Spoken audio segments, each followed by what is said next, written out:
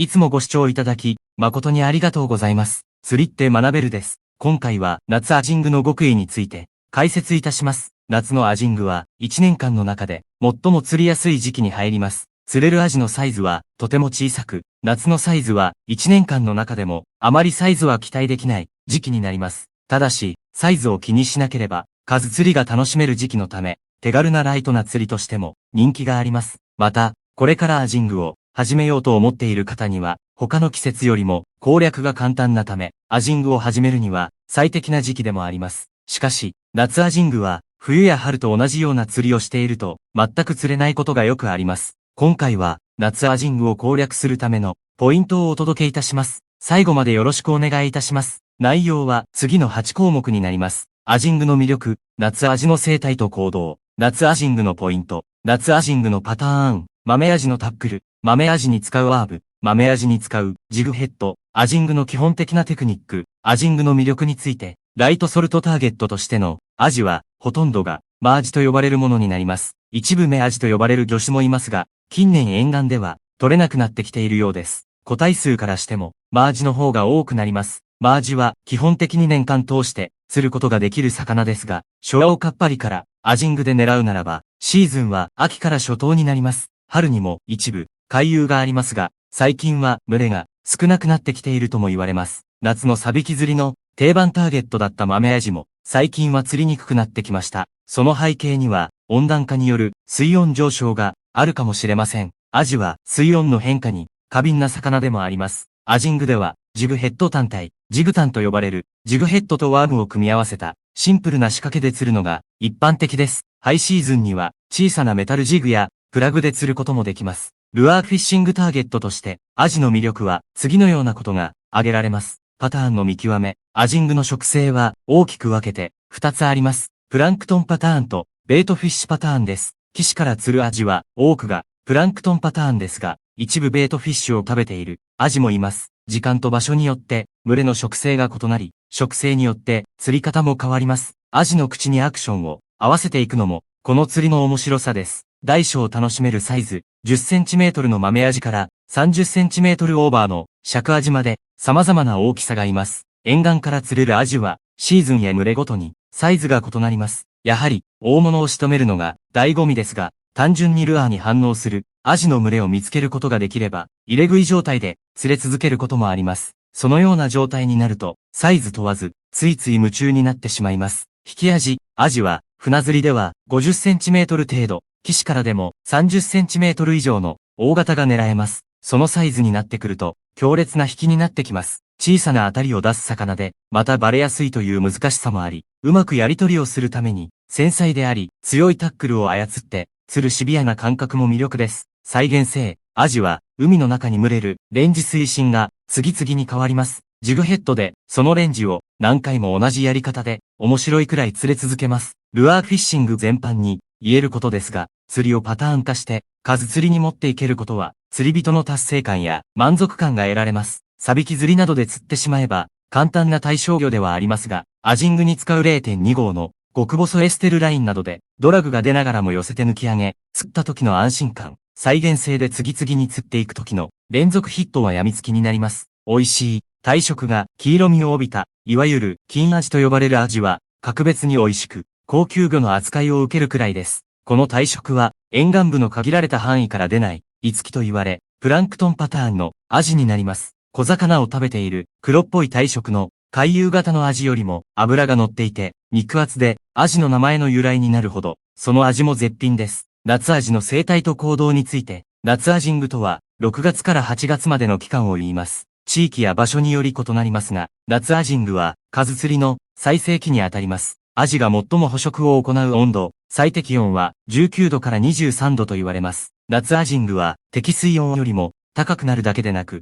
場所によっては水温が高くなりすぎて、アジにとっては酸欠状態になりやすいなど、高水温を避けるために場所を求めて移動していきます。海水中に溶け込んでいる酸素の量のことを溶存酸素と言います。一般的に酸素量は海面付近で最も多くなります。大気と海面との間で酸素の交換が行われ、その海水に溶けることができる上限の領用街道付近まで酸素が溶けるためです。海水に溶けることができる酸素の量は海水温によってほぼ決まります。気体は水温が低いほど水に溶けやすくなる性質を持っているため、海面付近の海水の酸素量は海水温が低いと多くなり、海水温が高いと少なくなります。夏アジングは高水温の影響により、海水中の酸素濃度が低くなりやすい時期になります。特に太陽にさらされる表面層は高水温になるため、酸素が極めて少なくなります。しかし、水深がある深場の海水は比較的水温が低いため、酸素が多い状況になります。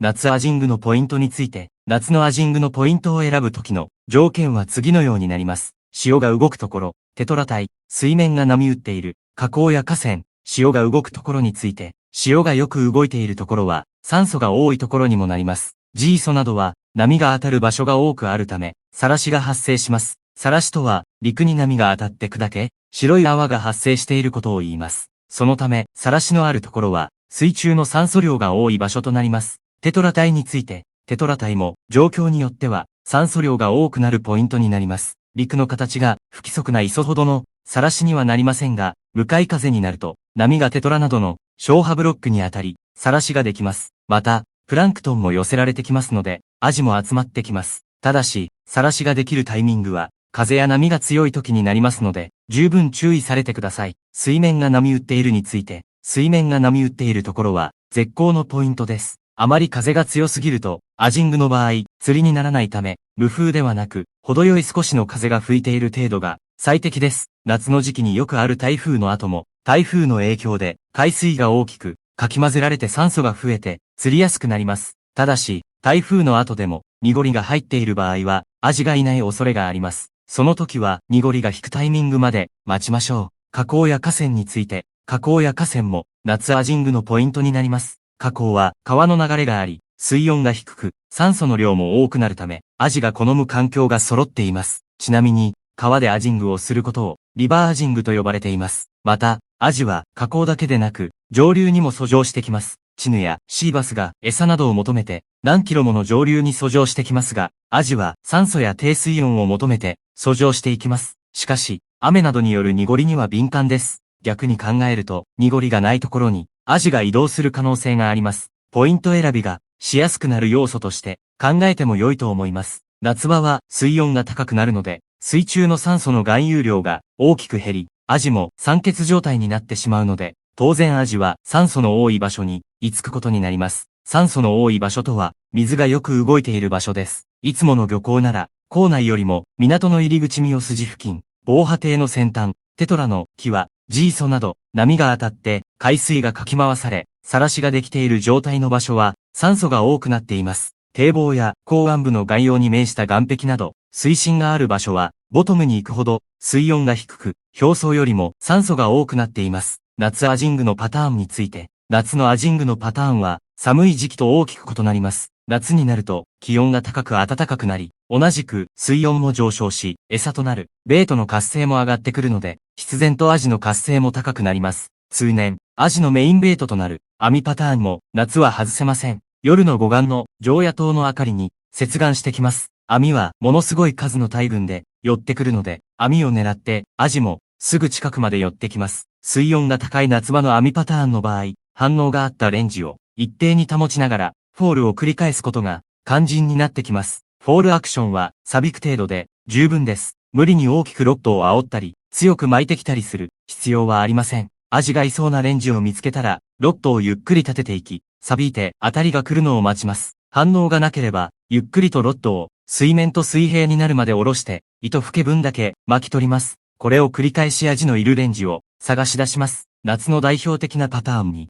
小魚パターンもあります。小さなイワシや、キビナゴ、コイカが主なベートになります。アジからすると大好物のベートです。小魚自体の活性も高くなっているので、水温の上昇とともに漁港などの護岸に寄ってきます。その時にアジが追ってきて、岸際まで追い込んで捕食しているところを狙います。ベートパターンの場合、早巻きが効果的です。想像以上に早く巻いた方が実際のベートのスピードに合っています。まずは表層を引いてくるのですが、中層やボトムから斜めに浮かせてくる時も同じく早巻きが効果的です。一言で速いと言ってもスピードは状況次第で異なるため低速から高速まで試してみて、当たりのあるリトリーブ速度を見つけてください。ジグヘッドの重さを変えることで、リトリーブスピード巻く速度を速くすることができます。巻いてくる速度を上げるには、ジグヘッドの重さも、いつもとは異なるものを選ばなければいけません。夏は、夜アジングでもスローだと、見切られやすい時期になります。アジング攻略では、珍しく、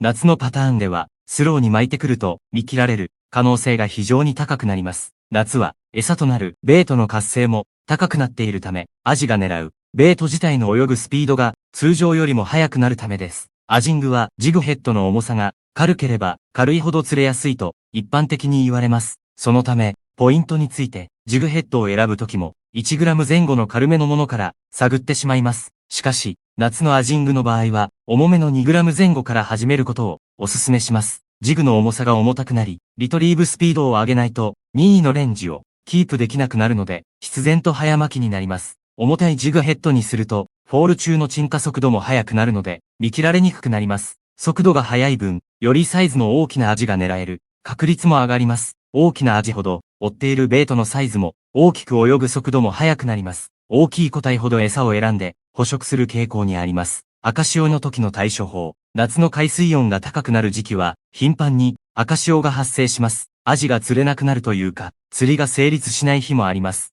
東京湾などで見られる青潮は、さらに深刻です。貧酸素水海が、岸近くの表層に上がってくるため、生き物が清掃することが厳しくなります。赤潮であれば、潮の影響を受けていない、赤潮の下の層を通してやると、釣れる可能性もあります。夏アジングのタックルについて、夏は豆アジと呼ばれる小さなアジが中心になってくることもあるため、豆アジングのタックルに特化して紹介します。これまで紹介してきた早巻きでは豆アジが追いつかないこともあるため、ここからは豆アジに合わせたタックルになります。ロッド、豆アジングでは軽量な仕掛けを使うため、ロッドは繊細さが必要です。長さ6フィート台前半、硬さはウルトラライト、またはエクストラウルトラライトティップは、ソリッドティップがおすすめです。穂先の種類は、最終的には好みですが、しなやかなソリッドが、豆アジの当たりを、弾きにくい傾向があります。リールは、ロッドに合わせることになりますが、500番から2000番まで、ギア比は、パワーギア、またはノーマルギアがおすすめです。豆アジングは、軽量なリグを、操作することが多くなります。ハイギアリールを使っても、問題ありませんが、ゆっくりスローに、巻くようにしてみましょ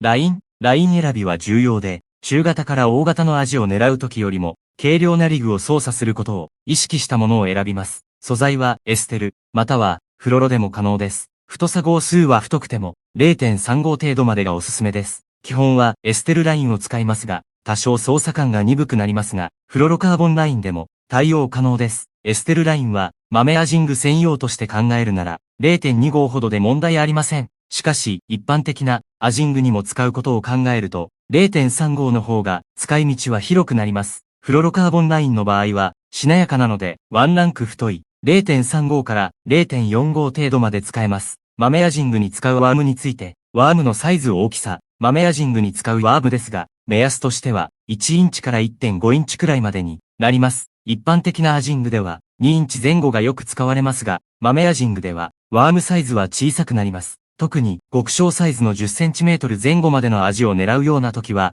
1インチから 1.2 インチくらいの、とても小さなワームを使う場面が増えてきます。形状は、豆アジングでは、フッキングを安定させるために、ワームの形状ボリューム感も、かなり重要です。1.5 インチのワームであっても、ボディが太めで、折れ曲がりにくいワームは、集魚力は高いですが、低活性時やアジが小さい時に、使いにくくなります。ボディが細く、しなやかで曲がりやすいワームは、アピール力は低くなります。吸い込みやすくて、フッキングが安定します。豆アジングのアジが小さい時や低活性の時はワームがしなやかに折れ曲がりやすいものを選ぶのがポイントになります。特に豆アジは口が小さくて吸い込みが弱いのでワームのちょっとした違いでフッキング率が変化してきます。色カラー、ワームのカラーについては豆アジは網やプランクトンといった極小の餌を捕食していることが多いのでクリア系のものがおすすめです。デーゲームの場合はクリアにラメが入ったものをメインに選び、夜間はアピール力を出すために、グローや高カラーが入ったワームを選んでみましょう。豆アジングに使うジグヘッドについて、ジグヘッドの重さは、超過を大きく分けることもあるので、豆アジングでは特に重要です。重たいヘッドは、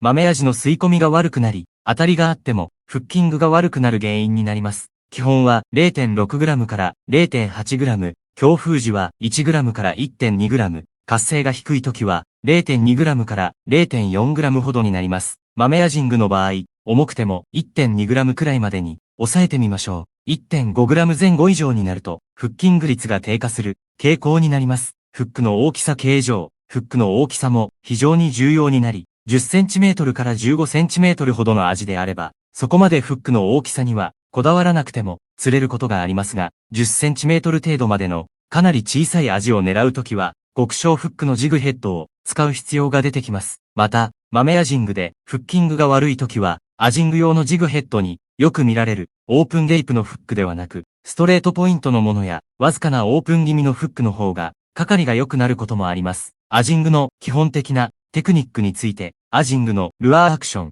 ルアーの動かし方はいろいろありますが、基本的な3つの方法を紹介します。このアクションを使い分ければ、ほとんどの状況に対応できるので、活用してみましょう。ただ巻き。これは、その名前の通り、リールをただ巻くだけのアクションになります。最もシンプルなアクションですが、夜のアジングでは、ただ巻きで釣れる場合がよくあります。ただ巻きは一定のスピードで、リールを巻くことが基本です。緩急をつけるのも良いですが、まずは一定で巻いてみましょう。巻くスピードは使うリールのサイズや、ギア比でも変わりますが、目安としては、2秒でハンドル1回転から、早くても1秒で1回転ほどになります。ジグヘッドは巻かなければ、沈み、早く巻くと浮き上がります。ただ、巻きの基本は、ジグヘッドが一定の棚深さを泳ぐようなイメージした速度で巻きます。リトリーブスピード、リールを巻く速度は、ジグヘッドが重ければ、早め、軽ければ、遅めに巻くと、一定の棚をキープすることができます。リフト&フォール、ルアーを上方向にリフトし、その後にフォールさせて沈める方法を、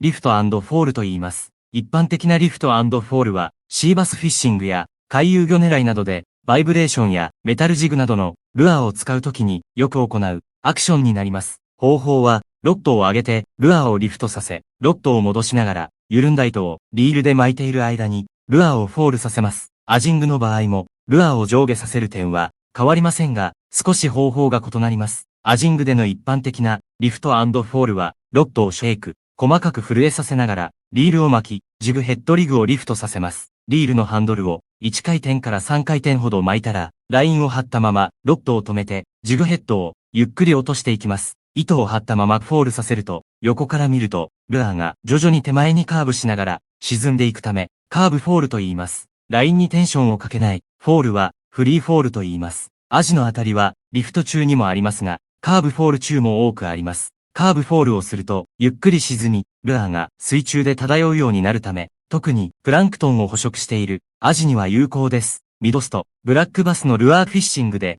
誕生したルアーアクションで、ミッドストローリングの略になります。ロッドをシェイクしながら、リトリーブ、リールを巻いて、ルアーを引くこと、ジグヘッドリグを連続的にロール、左右に倒れる動きさせる方法です。アジングの場合だと、先ほどのリフト&フォールで、フォールをさせず、連続的にリトリーブする感じになります。リールを巻きながら、シェイクすることで、ソフトルアーが小刻みに震えながら泳ぎ、小魚が泳ぐようなアクションになります。ただ、巻きにシェイクをプラスしたアクションですが、ただ、巻きでは食わないアジも、ミドストならヒットすることも多いため、ただ巻きでも、リフト&フォールでも、食わない場合は、試してみましょう。今回のまとめです。アジは、対角にあった棚に潜んでいます。小さなアジは、多くの酸素を必要としないため、酸素量が少ない表層付近でも活動できます。大きなアジになるほど、多くの酸素を必要とするため、深場や沖の海水温が低く、酸素量が多いところでないと、活動できません。夏アジングは、多くの酸素を必要としない、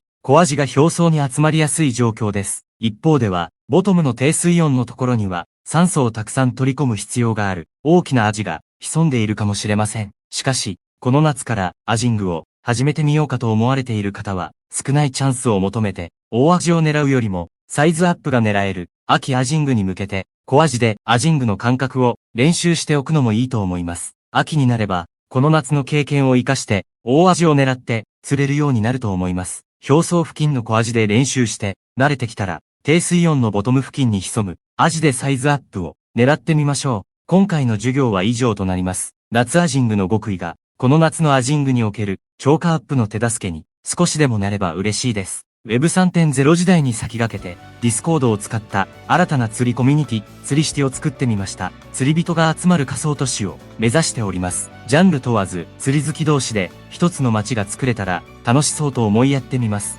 登録方法は、招待リンクを説明欄に貼っておりますので、そこからお入りください。これから主流になると言われている Discord に興味がある方がいらっしゃいましたら、一緒に勉強していきましょう。釣りって学べるは、公式 LINE もございます。個別相談や情報発信の場として活用しております。釣りって学べるは、今よりも一歩幸せにをテーマに5つの力を身につける授業を配信しております。釣り具や釣り場を選ぶ力、潮や天候を読む力、状況に合わせて変える力、魚を釣る力、釣り場を守る力、今日が人生で一番楽しい日です。釣りは参考になることはあっても答えはありません。自分の頭で考えて行動して改善していくことが釣りの上達や楽しさに結びつくと思います。これからも釣りを学んで幸せな道を歩んでいきましょう。この動画が良いなと思ったらグッドボタンやチャンネル登録よろしくお願いいたします。最後までご視聴ありがとうございました。また次の動画でお会いしましょう。